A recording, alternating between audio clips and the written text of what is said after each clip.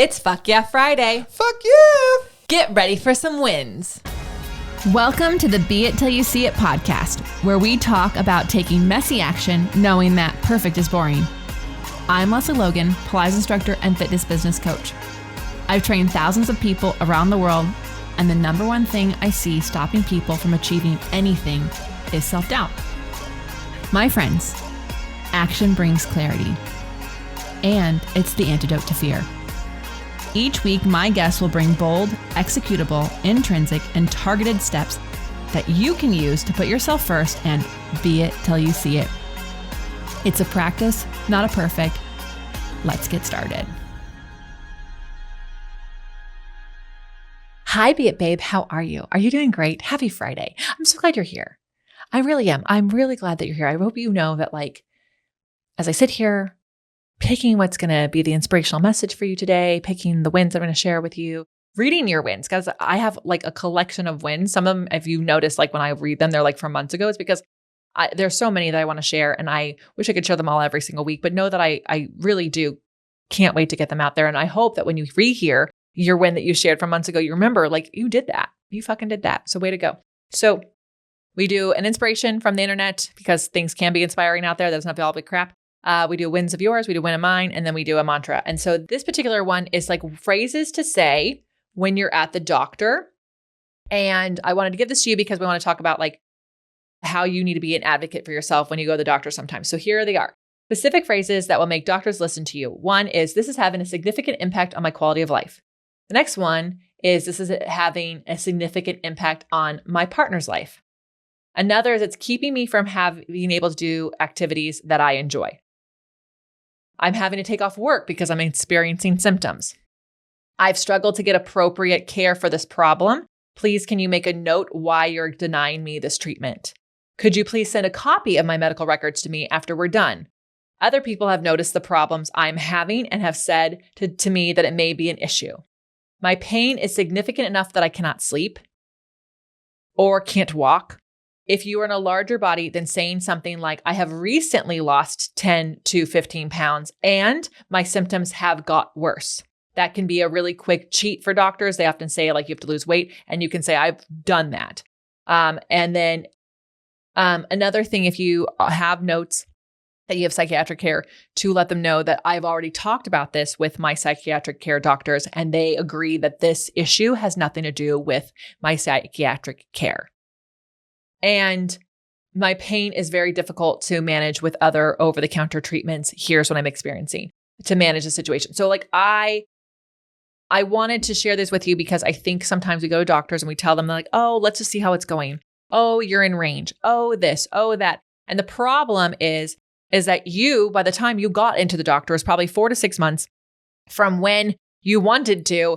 And so it can be frustrating when they're let's just see how it's going. It's it's been months, right? And I do hate when doctors are telling you to lose weight because as we know, most doctors had the least amount of training possible around nutrition, especially in the States. I can't speak for other places. So this particular account, we'll link to it in the show notes. These are people that are in the UK, and these are phrases that they have noticed have worked for them. And then they have a whole bunch of comments in the section of other phrases that have worked for other people. And I just wanted you to have it because, my goodness, your health should not be something that that is holding you back and keeping you from being it till you see it. And as you know, on this show, we've had multiple doctors on here before. We've had Lindsay Moore on here to talk about how to advocate for yourself. We've had Jessica Vallant who talked about advocating for yourself. We've had the Fingevity people who work as telemedicine help for women in multiple states in the US. So at this podcast, I really am trying to how do we get more doctors to you to help you be till you see it? Because sometimes it's our health that's keeping us from these wins and from doing the thing we want to do and holding us back. And then you get to the doctor and they don't listen to you. That can be infuriating. So I hope those phrases help.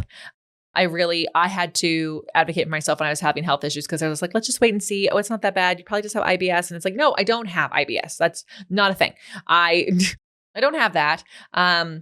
And so, but instead of having a nice phrase to say, I have done all the things for IBS and it has not, the symptoms have gotten worse. That phrase would have gotten their attention or, things like that. So anyways, I hope that's helpful. I hope that it helps you when your next appointment so you can be seen and taken care of so you can go be the person you want to be. Okay, your wins. Okay, this is from Heather Ingram. She is an Elevate grad, an agency member, and just an all-around badass person. And she wrote, FYF, one of my clients who comes one time a week, does homework 3 to 4 times a week. So she does replies homework 3 to 4 times a week, is loving my new contrology apparatus since I switched from the Allegro Tower of Power. The last 3 sessions, she is amazed at how much connection she feels and that it feels so much harder, but in a good way. Today, she said running feels like a real running too. I was so nervous to make a big change from an Allegro to a contrology for fear of resistance or client concern in my boutique home studio. Another client commented on how much safer she feels in rushing splits and tendon stretch since she has to do all the work, but now rocks her former teaser for the first time. I personally feel like Pilates is now so much harder as fuck in my own body, but I'm loving all the curiosity in my own body and my clients. I'm glad I made the leap in my teaching journey. I just want to acknowledge, like, even if you guys don't even know what those words are, Tower of Power or contrology apparatus, like, we've all had like felt this urge to like make a change in our life, right? Like, maybe it's your schedule or it's your job or it's where you're going to live or all these things. And we're like, oh my God. And you don't know how it's going to be on the other side. You just feel like it could be better. And then, those concerns that like the negative person's going to come in and like go, oh, I like the other thing better. And like, so you could like go, oh my God, did I make the right decision? You could doubt yourself. And so I love that Heather saw out these comments as wins, that she made the right decision. And I just want to say, if you are someone who's making a switch or change in your life, seek out the compliments and try, because what will happen is your brain will actually be on the alert for the person who's going to say this sucks. And you go, yeah, you're right. It does suck. And really no, like that person just thinks everything sucks. Right. So anyways, I just wanted to share that win because I think we can all relate to that a bit. Right. Okay. Joanne Sutton, she's from agency. She's in Australia. She's amazing. She's got a great book out. We've had wins from her on her book. And she wrote, I was feeling down about my finances, so I have a few clients away for many weeks and some large unexpected expenses. So I started worrying. I knew I needed to pull myself out of this dangerous worry state. So I wrote down all my financial wins for the year in a notebook. There were so many. The more I wrote down, the more grateful I felt. And I realized my situation was so much better than I thought it was. They included things like raising my rates, paying off my tax payment plan early, getting a new client, selling TheraBands, etc. I'm no longer worrying and still feeling grateful for everything I have and celebrating each new financial win as it comes along. I have a new client booked in for an initial assessment, as I mentioned above. She read my book a year ago, which she describes as a fascinating, and signed up for my free book bonuses, which means she also gets my fortnightly newsletter. So after a year, she subscribed to my on-demand videos and wants to have the initial assessment next month, which she has already paid for. She's in the UK and I'm in Sydney, Australia. My client journey really worked. I'm just obsessed with this, Joanne, because first of all, let's just go back to your first win, which is about going, oh my God, I have all these bills. Oh my God, all this is happening. Oh my God, oh my God, oh my God. I live in the States and every time I open my phone, the news widget is I got something financial for me to worry about. And it's so easy as someone who's tendency to upper limit is by worry to go in that worry zone. And I love that you went into the gratitude zone. And I love that you started to write down things that were financial gratitudes. And that allowed you to see actually what's going on right now for you sucks. But you have done all of this. So look at how much you have done so you can handle this. So you can totally handle this. And a year ago, you did something so scary. You published a book and someone saw it. And we never get to determine how long it takes someone to sign up for something.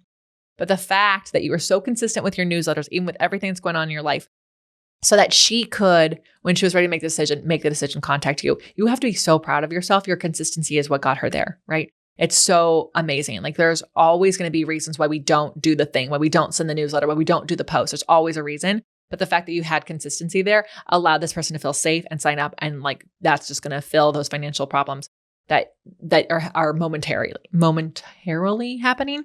Yeah. So anyways, thank you both ladies for sharing these things so we can see gratitudes. You never underestimate them. Okay. My win. Okay. In May, I know this is June, but in May, and I didn't get to celebrate with you guys yet. My husband goes on a camping trip with his friends, and they always want me to go. They always want to go, and I was going to go, and then they changed the date. So it was going to be difficult for me to go, and then they went the original dates, and then they changed the dates, and it was a hard no, can't do it. I was leading the Elevate Cadillac weekend, which means it's like the halfway point. I would have about 8 different people at the house from the 2 different groups. And so it was just going to be a lot. And so I mean, not a lot. It was amazing. I love doing it. It's a lot, but it's really fun for me. However, I was like, oh, I can't go on this trip now because this is happening. And my win is I actually was like, okay, but what do I get to do? Because I don't get to go on this trip, but I also get to have a weekend doing whatever I want when I'm not teaching this group of people. Amazing. My husband took my own. So I actually also had a weekend dog free. So I was just like, I was like a single girl for like 4 days. I'm going to tell you right now, I did all the things that I never get to do. And I'm like, oh, I have to think about what the dog's doing. I have to go back to this. Oh, does Brad want to come? Like I did everything like a single woman would do it. And I fucking loved it. Not that but I'm not saying like I would love being single. I would never love that. I love my partner so much and I love my dog so much, but like I just took advantage of 4 days. And also like that allowed me to be so much even more focused on the women who came to the house for the Elevate weekend. And then also for those who are on the Zoom, I could be so much more focused for them. So a huge win. And just like, yeah, I took myself on a girls' night. Fuck yeah, I did. I ate the places I wanted to eat. I had girl dinner, which for me is eggs and tater tots, sweet potato tater tots to be specific. So like I did all that guilt-free, so fun. And so, if you needed to hear that a girls' night is a freaking win, like a solo girls' night is a win, or a girls' night with your girlfriends is a win, it is. These are hard things to do. I could have cleaned out my closet. And if I had, I could call that a win, but I really wanted to take the weekend and do like whatever I wanted to do. And so I did. That's my win. I love it. Okay, let's get you a mantra and then get you on your day. My heart is open to helpfulness from myself and others. My heart is open to helpfulness from myself and others. My heart is open to helpfulness from myself and others. You guys, are you receiving? Are you allowing it to be easy for people to give you things? Are you receiving? I hope you are. If you're not, repeat that mantra 3 more times. You guys have an amazing day. And until next time, be it till you see it. That's all I got for this episode of the Be It Till You See It podcast. One thing that would help both myself and future listeners is for you to rate the show and leave a review. And follow or subscribe for free wherever you listen to your podcast. Also, make sure to introduce yourself over at the Be It Pod on Instagram. I would love to know more about you. Share this episode with whoever you think needs to hear it. Help us and others be it till you see it. Have an awesome day. Be It Till You See It is a production of the Bloom Podcast Network. If you want to leave us a message or a question that we might read on another episode, you can text us at +1 310 905 5534 or send a DM on Instagram at BeItPod.